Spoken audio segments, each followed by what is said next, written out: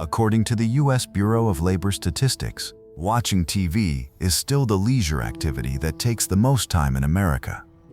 2. 6 hours a day. But you turned it off after 10 minutes. You sat there with the remote in your hand, the screen still glowing, and thought, why does this feel like noise? You were not bored.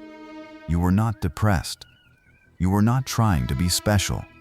Your brain simply refused cheap input. Over the next 8 minutes, you will understand why some people are not average in a way that has nothing to do with success, not money, not status, not being smarter in a loud, annoying way. I mean the private stuff, how you think, what drains you, what you notice, and why normal conversations sometimes feel like they are asking you to become smaller. And if this already feels too accurate, press the button below like you are closing one tab in your mind that has been open for years. But first, we need to talk about where this started.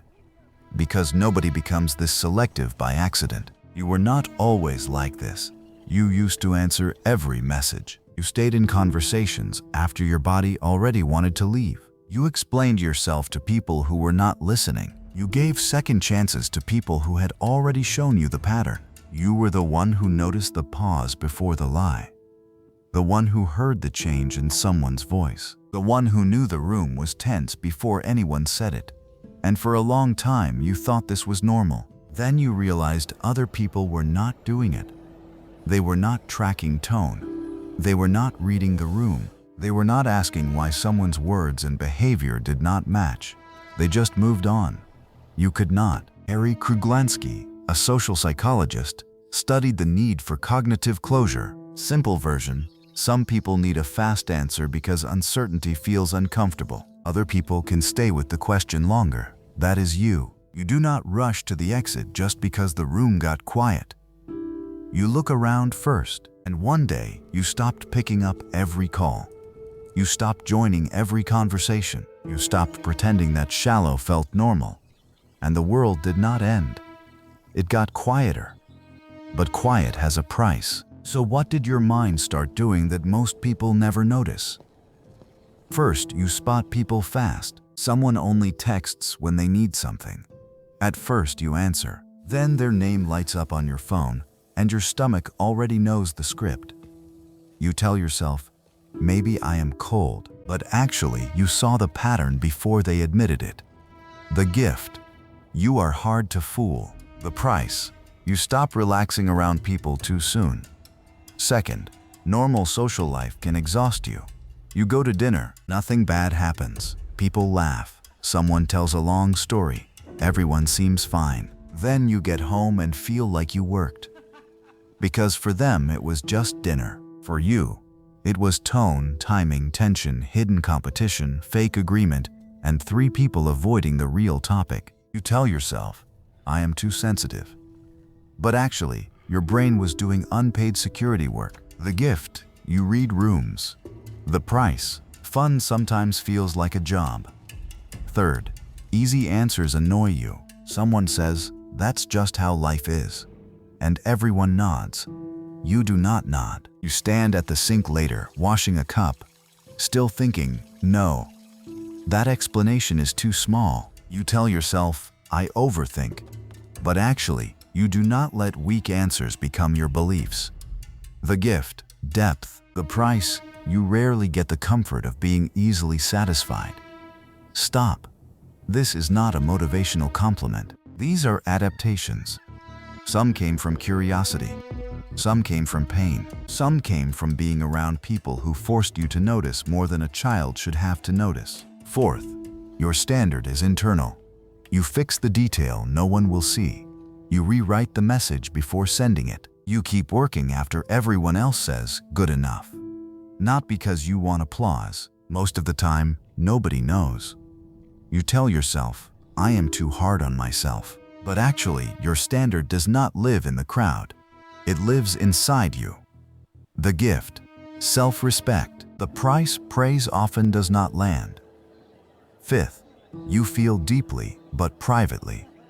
You can be hurt and still answer calmly. You can miss someone and still not text them. You can sit beside a person in pain and not turn it into a performance. You tell yourself, maybe I do not show enough, but actually, you know the difference between feeling something and advertising it. The gift, emotional control. The price, people think you are fine because you are quiet. So here is the dangerous part. What if the same thing that protects you is also keeping the wrong people out? And maybe a few right ones too. But here is where it gets complicated. Your mind built a filter. It blocks fake closeness. It blocks lazy thinking. It blocks people who want access without responsibility.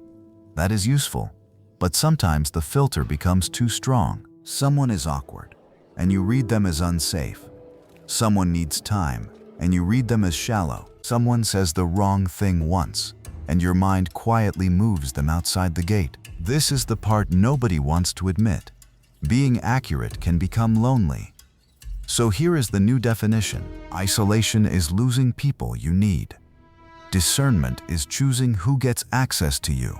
That is the line. This is not only for introverts, not only for overthinkers, not only for people who feel different in every room. This is for anyone who confused protection with personality. You are not distant because you hate people. You are distant because your mind started asking for proof.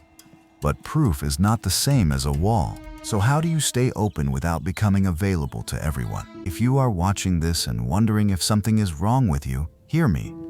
You are not cold. You are not arrogant. You are not broken. You are someone who learned to protect the part of your mind that still knows when something is real. The Harvard study of adult development has followed lives for more than 85 years. The main lesson is not that you need more people. It is that good relationships are one of the strongest predictors of health and happiness. Not louder rooms, not bigger circles, better people. So if your phone got quieter, but your body feels safer, you are not doing it wrong. If your circle got smaller, but your thoughts got clearer, you are not doing it wrong. If you stopped explaining your depth to people committed to the surface, you are not doing it wrong. The goal is not to disappear. The goal is to stop giving everyone a chair in your mind. Find people who do not make you translate yourself. Find rooms where your nervous system does not brace before you speak. Find conversations that do not punish depth. Until then, protect the signal. If this gave you the permission you did not know you needed, press the button below whose name I will not say. You know which one. And write one word in the comments. What do you feel right now?